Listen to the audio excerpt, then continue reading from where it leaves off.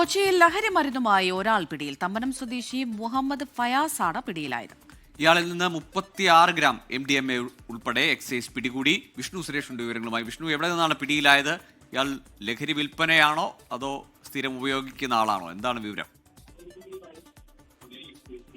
ഗോകുല, ഇത് പ്രധാനമായും ഉദ്ദേശിക്കുന്നത് ലഹരി വിൽപ്പന തന്നെയാണ്. 36 gram MDMA, 1 gram hashish oil, 1 gram കഞ്ചാവ് എന്നിവയാണ് ഫയാസിന്റെ ഭാഗത്തുനിന്ന് പിടികൂടിയത്. ഇന്നലെ എക്സൈസ് ടൗൺ കേന്ദ്രീകരിച്ച് വ്യാപക പരിശോധന നടത്തിയിരുന്നു. അങ്ങനെയാണ് ഇയാളെ പിടികൂടുന്നത്. ഇയാൾക്ക് മുൻപും ഇത്തരം കേസുകൾ ഉണ്ടോ എന്ന് പരിശോധിച്ചു വരികയാണ്. കൊച്ചിയിൽ ഒരു ഇടവേളയ്ക്ക് ശേഷം വീണ്ടും ഇത്തരത്തിൽ ലഹരി ഇടപാടുകൾ വർദ്ധിച്ചു വരുന്നു എന്നുള്ളതാണ് നമുക്ക് കണക്കുകൾ സൂചിപ്പിക്കുന്നത്. കഴിഞ്ഞ കുറേ ദിവസങ്ങളായി തുടർച്ചയായി ഇത്തരത്തിൽ കെമിക്കൽ ഡ്രഗുകൾ പിടികൂടുന്നുണ്ട്. അത് നിർത്തലാക്കുന്ന അല്ലെങ്കിൽ അത് തടയുന്നതിന് വേണ്ടിയിട്ടുള്ള നടപടികളൊക്കെ എക്സൈസിന്റെ ഭാഗത്തും പോലീസിന്റെ ഭാഗത്തും ഒരു സൈഡിൽ ഉണ്ടെങ്കിലും വ്യാപകമായി തന്നെ ലഹരിയുടെ ഒഴുക്ക് കൊച്ചിയിലേക്ക് വർദ്ധിച്ചിട്ടുണ്ട്. ഗോകുൽ, ശരി, വിഷ്ണു സുരേഷാണ് വിവരങ്ങൾ നൽകിയത്.